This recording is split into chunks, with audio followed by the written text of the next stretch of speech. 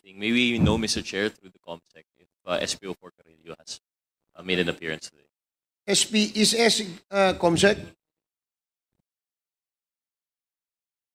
Si SPO4 Carillo ba ay nandrito? But Mr. Chair, we made the invitation. For Yes, last we time. did invite him, and he did not even send a letter of excuse. So wala, yes. So, Mr. Chair, maybe later we can take it up on admin matters po siguro. If I recall correctly, SPO4 Carrillo was supposed to bridge the gap between the Dumoy raid, in between PIDEA and BI. Unfortunately, now that we have the testimony of Ms. Pilapil C, we could have patched it all together, but given na wala po siya, I think we might still have to have that invitation. So at the proper time po, siguro, Mr. Chair. At the proper time, Yes. Your Honor. Okay, Mr. Chair, proceeding po, no, I'd like to direct my first questions to former Director General Villanueva. Sir, good evening po. I hope you'll indulge this representation po. No? I know you've already given your testimony on this for the past how many hearings already, but you have to understand we're trying to stitch together your testimony, Asierto, Las Cañas, and now, of course, si Ms. Pilapil C. Just to quick background po, no? You've mentioned this earlier that tama po ba, is it fair to say that these four raid, well, the Arlene apartment was not a raid, no? But the raid on the Dumoy laboratory, Arlene apartment, Polytech's compound, and then the Agdao warehouse, were these all related? Yes, Mr. Chair. But the Arlene apartment was not a raid, Mr. Chair. We just visited the Arlene apartment. So these four localities in which you have conducted, the three were raids and one was just a visitation for invitation to interrogate po, no? These were all linked by what po? Ano yung naging base pa? This is all centered around Mr. Alex C. It was all centered on the surveillance and casing operation for 3 months, Mr. Chair. And of course, centered on Alan C, Mr. Chair.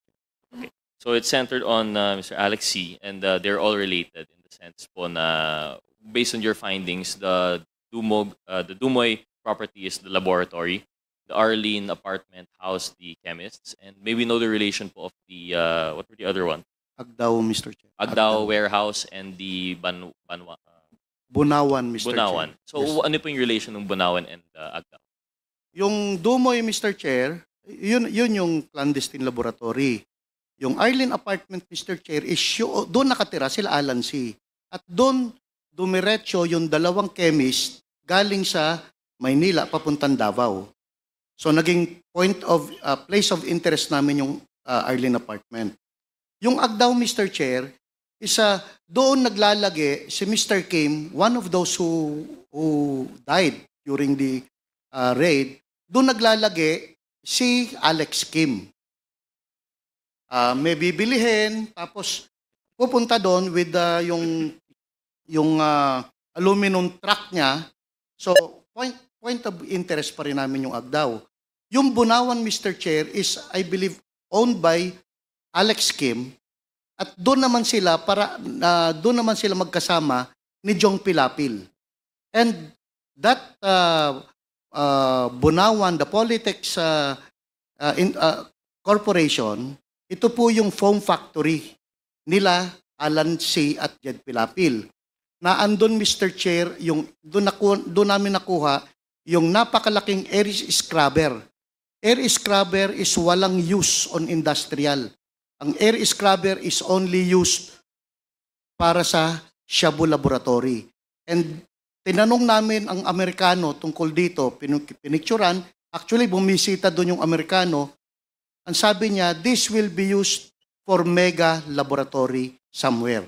Kasi sinabi namin na andito na yung Dumoy. No, it will not be used there. It will be used somewhere. So maybe they are preparing those equipment, the air scrubber, somewhere para makapag-set up ng another laboratory, Mr. Chair.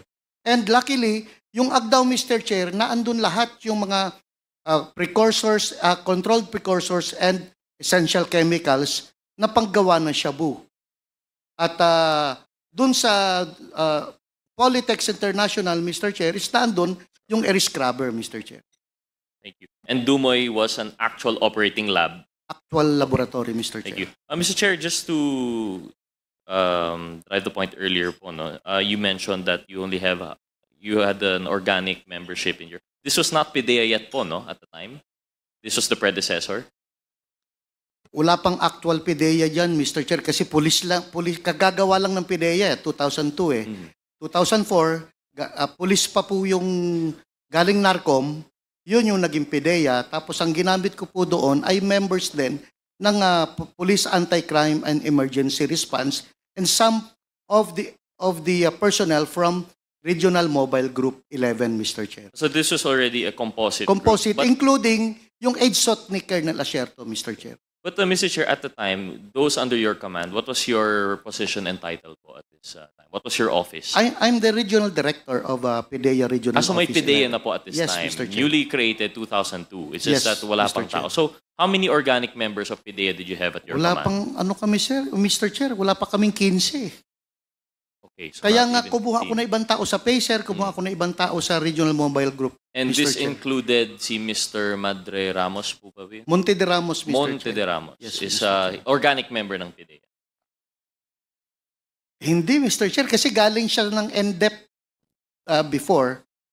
Hiniram ko lang muna siya para maging PIDEA. Actually, wala talagang organic talaga na PIDEA kasi panay police kami, Mr. Chair. So, Mr. Chair, at the time when you composed this group, you had actual supervision of this operation. Yes, Mr. Chair. So I think this is just going back to the point of Chairman Abante when asking if you had, if we were talking about command responsibility. It's not something na my organization that you were detached. You had not really handpicked, but you requested to come up with this group and you had direct supervision. This is not to imply anything. Of course, you enjoy the presumption of regularity.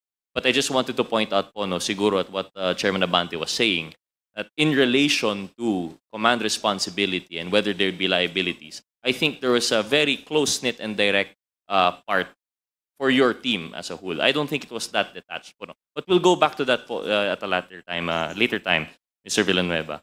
So you have an organic group of 15 plus coming from the other law enforcement agency personnel that you could muster. And you conducted this operation centered around Mr. Alex C. Tama po? Alex? Yung husband, Mr. Alan C., Alex Kim, and then the Pilapil siblings. And that's how you conducted the four. So at this operation, I wouldn't want to say casualties po, Mr. Villanueva, no? But during the operation, the Dumoy Lab, there were 6 fatalities. Tama po ba? Yes, Mr. Chair. Were there any live suspects? That were Wala po, apprehended? Mr. Chair. Wala. So just Wala the po. 6. Then from the Arlene apartments, you had 13 based on the blotter na you invited for interrogation. Hindi nga ako pa familiar, Mr. Chair. But because based on the blotter, maybe there's 13 of them. But hindi ako familiar kung ilan ang actual nun, Mr. Chair. So that's just based on the blotter po. So sa Yes, Arlene Mr. apartments, Chair. 13.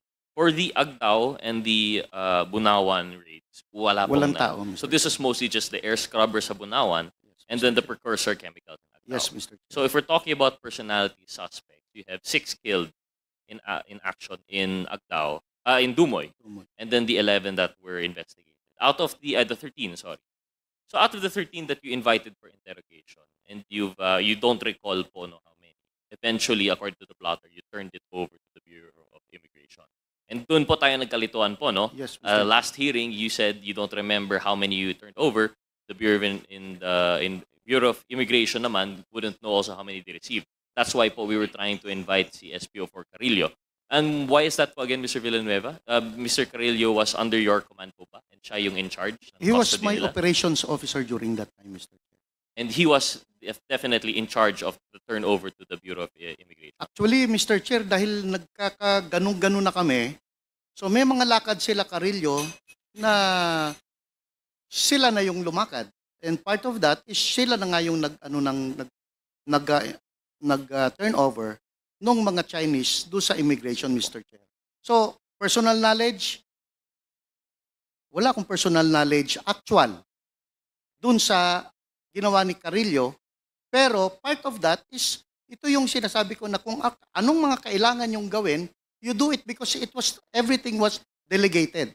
Meron akong team para mag-file ng kaso, meron akong team para to conduct further investigation, meron akong team to collate other pieces of evidence for future anti-drug operation. So, ganun na yun, Mr. Chair. So, kung ano yung ginawa nun nila Carrillo, nila Monte de Ramos, it was delegated, Mr. Chair. Of course, Mr. Villanueva, Mr. Chair, that's precisely why we would like to invite SPO4 Carrillo, and that's why we reiterated that. Kasi siya nga po talaga may personal knowledge. We don't doubt that you have or do not have personal knowledge on this matter. We understand the delegation of powers that you had to conduct. But we just wanted to know po that in fact we are looking for the right person. Si SPO4 Carrillo talaga yung in charge regarding the invitation for interrogation.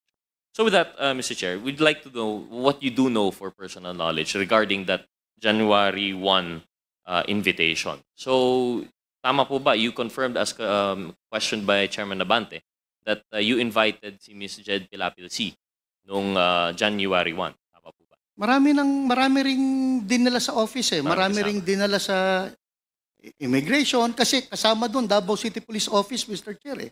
So composite pa rin yun eh, composite. So kanya-kanyang investigation, hindi kasi kaya ng PDEA to conduct its own investigation sa ganung karaming tao. So we delegated some people na imbestigahan ng EDSOT, imbestigahan ng Davao City Police Office, at imbestigahan ng PDEA. So during that time, si Jed Pilapil, dun sa PDEA because she's the main person of interest namin, Mr. Chair. Wait, so, Mr. Villanueva, through the chairman, most respectfully, you had information that chemists from the USDA came from Manila po, no? Arrived, and you have not identified yet sino yung chemist. You were able to get 13 people from Arlene Apartments. Tapos dinivide po ninyo kung sino ang mag-interrogate. Yes, Mr. Chair. Parang ganun na nangyari, Mr. Chair eh. Wouldn't that be odd? Because if you're trying to investigate as to one piece, shouldn't it be that today as the lead agency, you said that this was your operation. You should have the bird's eye view po kung ano ang alam, what is the involvement of certain personalities. Paano yun? So like, there would be independent investigations, interrogations, tapos nagpapasahan na lang po kayo ng information. No, Mr. Chair. Physically, Mr. Chair, yung PDEA office is as big as this. Maliit lang ang PDEA office during that time, Mr. Chair. Hindi namin kayang ipunin lahat yung tao doon at investigahan lahat. So you're talking about custody? No, yung investigation, Mr. Chair. Kasi hindi kakasyang lahat ng tao na andyan na napakaliit ng office namin. So I decided, sige, ikaw ang mag-handle dito, kuha ka, mag-handle ang EDSOT, meron din silang iniimbestigahan. So sa PDEA, ang priority namin is yung nakukunan namin sa video at surveillance footages. So you made selections naman po. Out Yes. of 13, you identified which ones you would Yes, prioritize sa PDEA. Si SPO4 Carrillo, Mr. Chair, ang nag-decide kung sino yung si SPO4 Carrillo and of course Monte de Ramos ang nag-decide kung sino yung kakausapin nila, Mr. Chair. So at the time po, what was identified? Definitely, we have Ms. Jed Pilapil C. And would you recall who else were brought to the PDEA? Hindi ko matandaan talaga, Mr. Chair. But you remember having Ms. Jed Pilapil C there for the investigation? Right after the investigation, Mr. Chair, kasi maliit lang yung office nga makikita mo eh. Meron lang akong maliit na kwarto, but sa labas naman siya kinakausap. So, most probably nakita ko. But I cannot remember clearly kung what transpired during that time. But wouldn't it be po, kung maliit yung inyong opisina, mas maalala mo kung sino-sino po yung nandun? Kasi maliit nga po and you only had how many of them? Nakita ko, Mr. Chair, but yung actual interview on her, I did not witness during the actual interview, Mr. Chair. Thank you, Mr. Villanueva. I had more questions, but I think Yes. at a later time when we have SPO4 Carrillo together, Okay. so we can tighten. Yes, Mr. Chair. Mr. Thank Chair, you. I'd like to direct my questions to Ms. Pilapil C. Before that, Congressman Gutierrez, I have here a letter from the OIC of the DPRM of the Philippine National Police informing us that Police Major Baltasar Carrillo has passed already. So, nandito natin is anyone from DPRM? Can you please give the committee an information as to sino ba to? Police Major Baltasar Carrillo.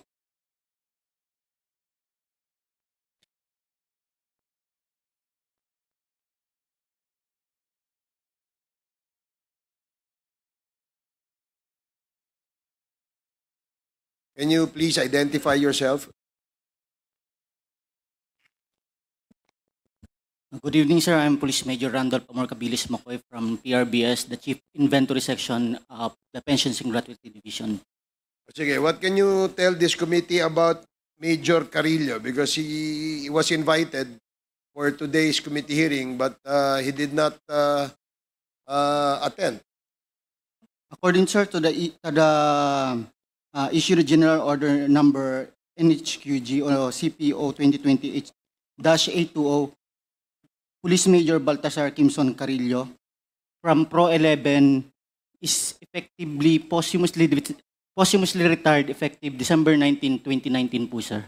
Okay, sige. He died in the inactive service po, sir. Okay, sige. Thank you. So, the information is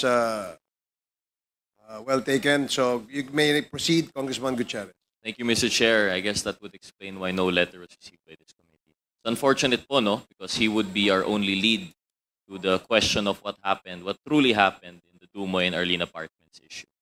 But we'll see what we'll have to do po with our other. We'll have to see it a latter time po, no? Mr. Chair, may we ask really briefly lang po, no? They mentioned the DRM died in action. Was this during a police operation po ba? Or Well, the letter here did not say that he died in action or in the line of duty, but we were just informed by the DPRM that he has already. sige po, Mr. Chair. Just have her questions on the side. So, Mr. Chair, proceeding with my interpellation, I'd like to ask si Ms. Jed Pilapilsi. Ma'am, magandang gabi po. Good afternoon po, Your Honor. Good afternoon po. Good afternoon. Ms. Pilapilsi, nabasa po namin yung sinumpang salaysay dito.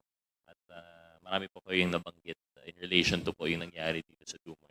May ilang katanungan lang po ako in relation po dito. Nung una, medyo, pasensya na po na ulitin ko yung tanong po, no? Kasi medyo nalito po kanina sa interpellation ni Chairman Abante. So kayo po ay naimbita para sa isang investigation nung January 1 at naulit po ito nung January 4, tama po ba? Opo, Your Honor. Nung January 1, sino po yung sabi po ninyo, parang si Monte de Ramos? Siya yung medyo mahaba-haba talaga na investigation.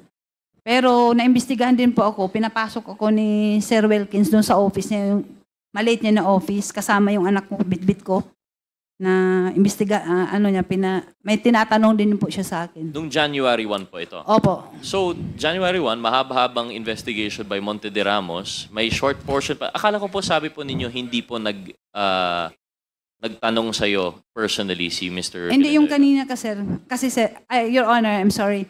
I'm saying na hindi po si Sir Wilkins dahil we were talking about yung investigation at the time which was conducted by Sir Monte de Ramos. Hindi po siya, wala po siya doon. Pero sa totoo lang, separate kasi yun eh. Tinanong niya ko doon sa office niya. May tinanong din siya sa akin.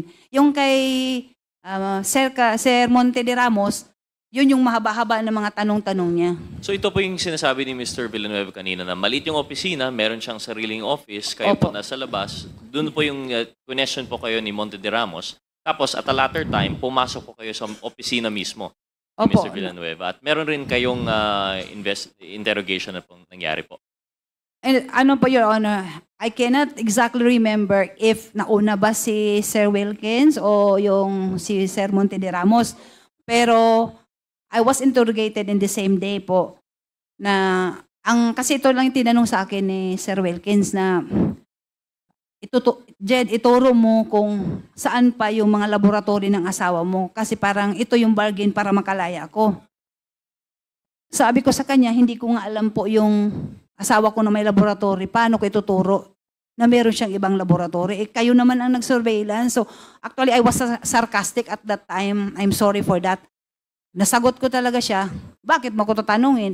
Kayo naman ang nag-surveillance, alam nyo kung saan yung mga laboratory ng asawa ko, kung meron nga. Bakit akong tinatanong nyo? So, medyo na siya doon, na-offense siguro siya doon. I can still remember at that time kasi hinahawakan ko yung baby ko. Nung tinatanong niya ako kung saan-saan pa daw yung mga laboratory ng asawa ko. Sige po. And I would ask Mr. Villanueva, but he's made it clear that he does not, hindi niya po naalala na kayo po ay tinanong po niya at the time. So, we'll take that testimony as it on its face po. No? So, Ms. Pilapil, si Monte de Ramos, mahaba-habang investigation, si Mr. Villanueva, according to your testimony, may konting investigation rin po sa inyo. May other, si Carillo po ba ay nag-interrogate po sa inyo or any other members na kilala po ninyo? Si ano din, si Sir Carillo, nag-ano din siya sa akin. May mga tanong-tanong.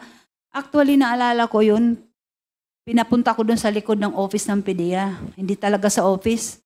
Nagtaka nga ako bakit doon ako dinala. Yung parang, ewan ko doon, parang may maliit na, parang shade lang doon.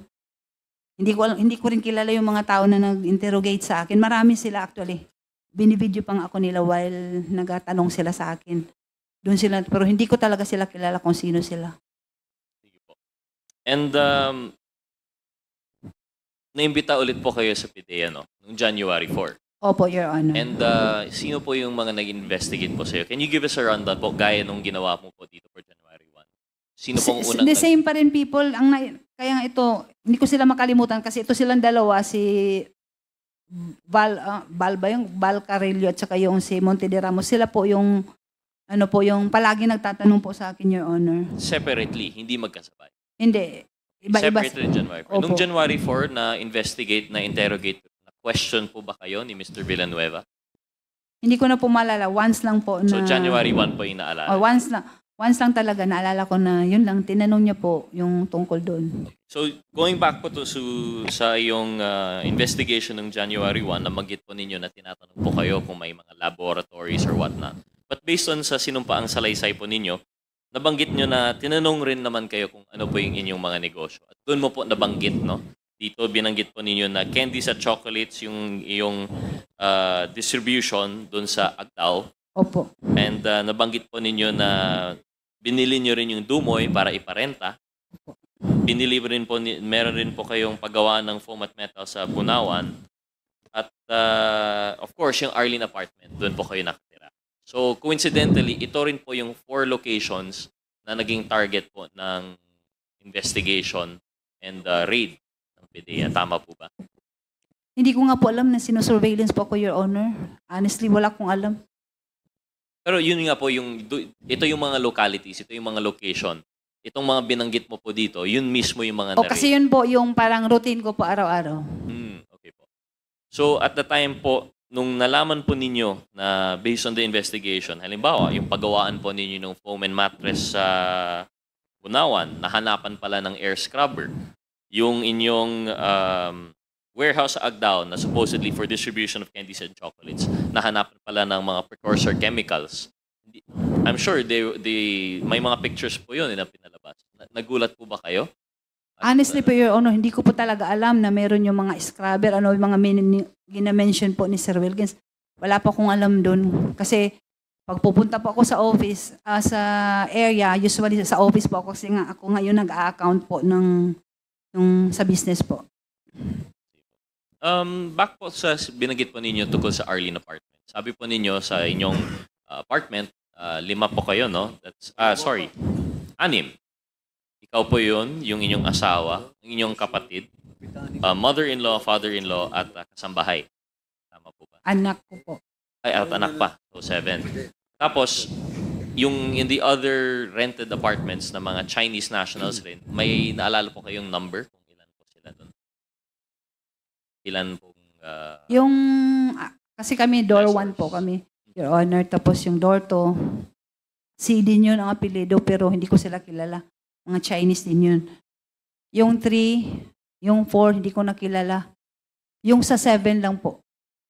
Pero total number of occupants po, maaalala po ba ninyo?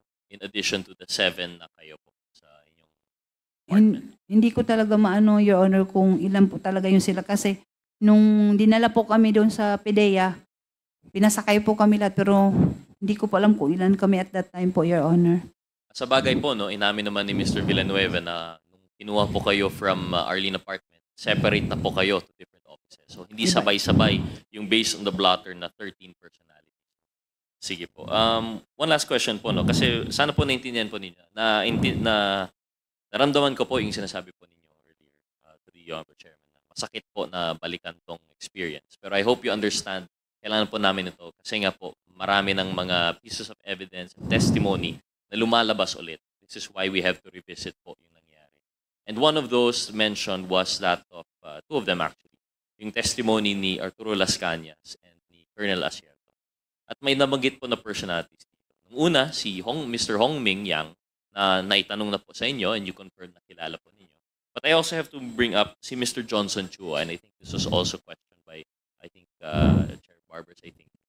Kilala niyo po ba si Mr. Johnson Chua? Kilala ko po siya kasi siya po yung nag-rent ng Door 7. So kasama rin po siya sa Arlene Apartment. Opo. May pamilya po siya eh. May asawa siya at saka anak.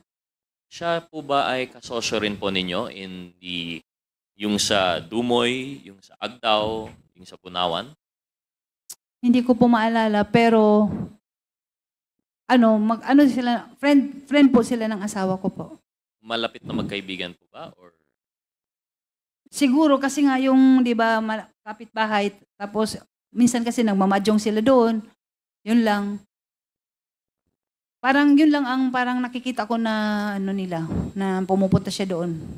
Maglalaro ng madyong po. Mr. Chair, may we know from the Secretariat if we have a picture of Mr. Johnson Chua, just for confirmation. Do we have a picture of Mr. Johnson Chua? Comsec? Well, Mr. Chair, while that's being done... Not on our files, but we will ask the Secretariat to look for it. Sige po. Mr. Chair, actually my questioning is done. I'll just reserve for other time. Siguro when the picture is ready, we'll just Okay. flash it. But with that, I'd like to conclude my interpellation. Maraming salamat po. Thank you, Mr. Chair. Thank you, Congressman Gutierrez. Just a clarification kay General Wilkins Villanueva. So, Wilkins, ilang buwan yung sinorveillance si Alan C? 3 months, Mr. Chair. So, dun ba sa 3 months na surveillance ninyo, hindi nyo na nakita o narinig na lagi niyang kausap si Michael Yang? Wala, Mr. Chair eh. So, hindi Honestly, Mr. Chair, kung alam ni Asierto at alam ko na involved si Michael Yang, Mr. Chair, hindi makakalusot si Hindi, Michael pero Yang. ganito, sabi mo kanina, it was a joint operation Yes, between Mr. the Chair. PIDEA at saka EDSOT, correct? Yes, Mr. Chair. PIDEA, represented by you and your team, at si PIDEG o si EDSOT, represented by Colonel Asierto at Yes. saka yung team niya. Yes, Mr. Chair. Pero dun sa report ni Colonel Asierto, at lagi niyang sinasabi sa atin na meron siyang intelligence report against Michael Yang. Hindi ba niya shinare sa iyo yung information, yung intel na yan? Yun nga ang problema sa kanya, Mr. Chair eh. Kasi during the time na magkasama kami, wala namang Michael Yang kami. Kasi if it was a joint operation, sabi niya may Michael Yang, sabi mo wala. Kaya napakahirap timbangin kung ano ba yung rito issue. But we will get to that more comprehensively in the next probably hearing, no? Mr. Chair, gusto ko lang pong sabihin kay Mr. Wilk, the last hearing that we had, nung sinasabi niya yung tungkol sa buhay mo, Mr. Wilkin, ako nagsalita, no? Di ba? Nasigawan pa nga kita sapagkat hindi mo naman sinasabi yung tungkol sa buhay mo eh. Pinagtatanggol mo si Michael Yang. Oh, kita mo, tinan mo ugali mo.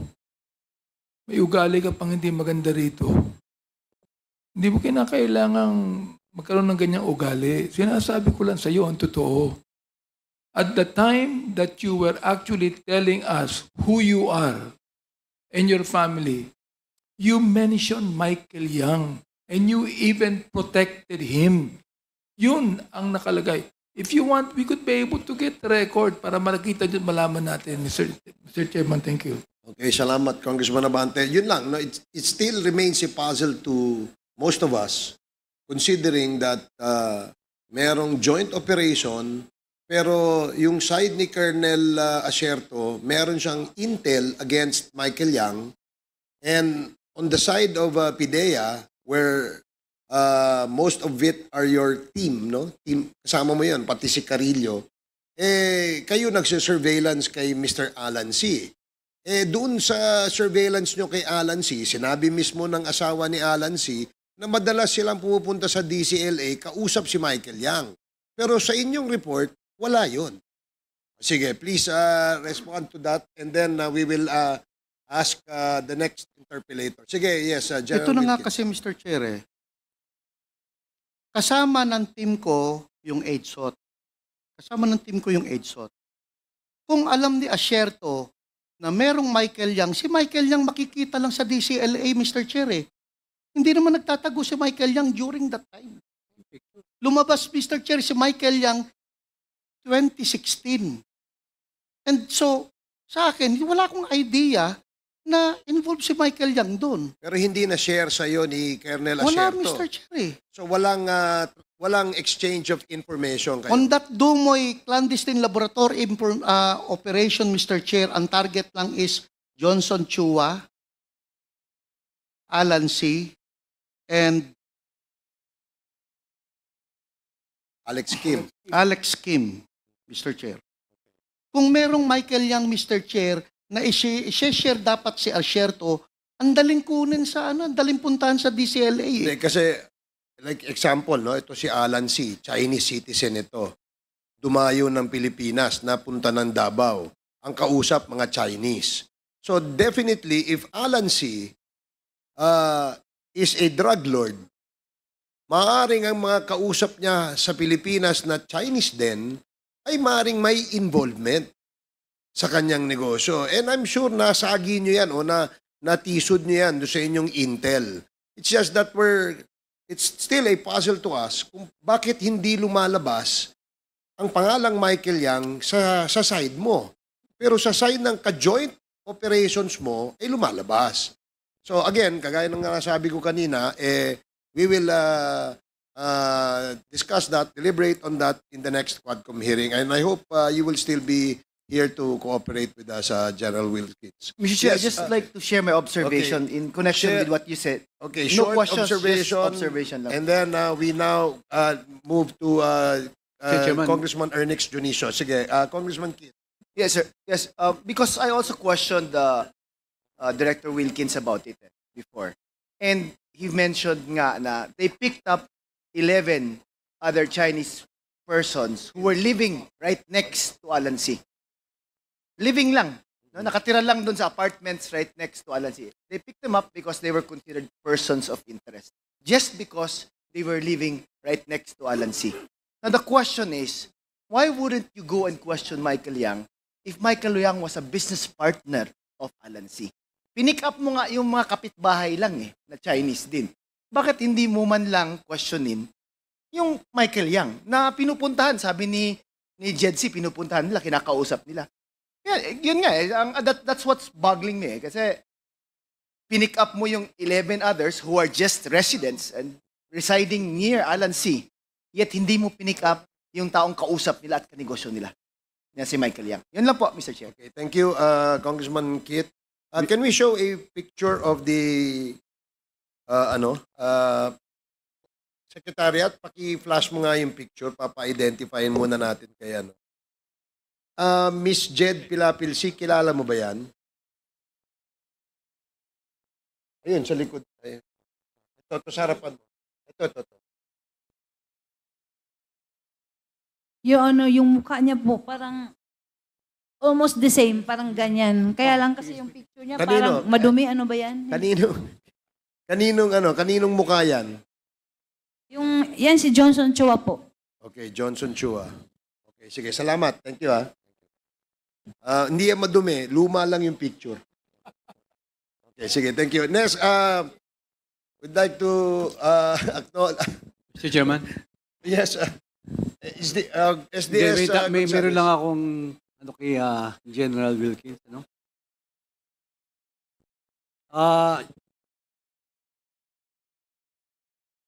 General Wilkins, nung dinetain niyo po si Jed, meron po kayong warrant of arrest?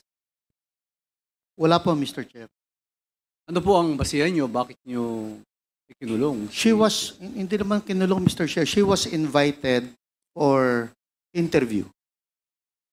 She was invited, but after the interview, ba't di niyo po pinalabas? Ano po ang basihan nyo? Bakit hindi nyo binalik?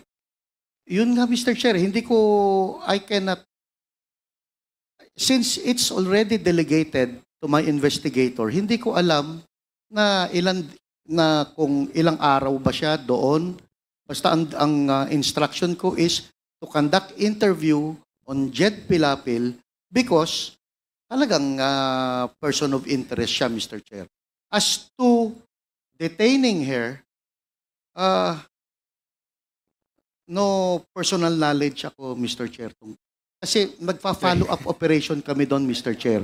During that time, we are busy conducting follow-up investigation and operation on other sites.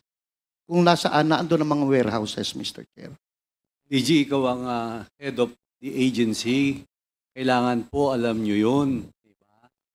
So, kung yung mga subordinate nyo, in-interrogate siya, you will approve it. Kasi, hindi ho pa biro-biro to kasi kanina pa ako nakikinig. Kasi si Jed, si Ma'am Jed, nakulong siya na walang warrant of arrest. Parang kidnapping po ang ginawa nyo eh. Parang ganyan nakikita ko kung walang warrant of arrest, kung hindi nyo binalik si Ma'am Jed. I believe, Mr. Chair, hindi naman siya nakulong for... Hindi ko alam, Mr. Chair. I don't have the knowledge eh. Kaya hindi kita masagot, Mr. Chair eh. Hindi ko alam kung ilang araw ba siyang nakulong doon, Mr. Chair. Mr. Chairman, can I,